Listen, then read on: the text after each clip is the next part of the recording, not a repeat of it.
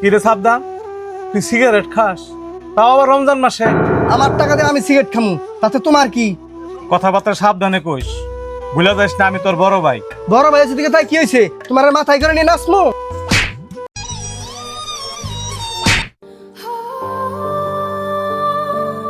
তোর কাছ থেকে আমি 2 টাকা নিয়ে চলি?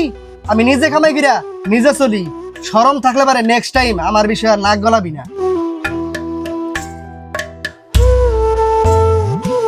আপনার ছোট ভাই তাই না? হ্যাঁ আপনি সংসারে বড় ছেলে, হ্যাঁ। বেকার। এই সমাজে যার টাকা আছে সেই হলো সংসারের রাজা, আর যার টাকা নাই সে পায় প্রতিদিনই সাজা। ছোট বড় থাকে না কোনো ব্যবধান, যদি না থাকে তার কোনো ইনকাম।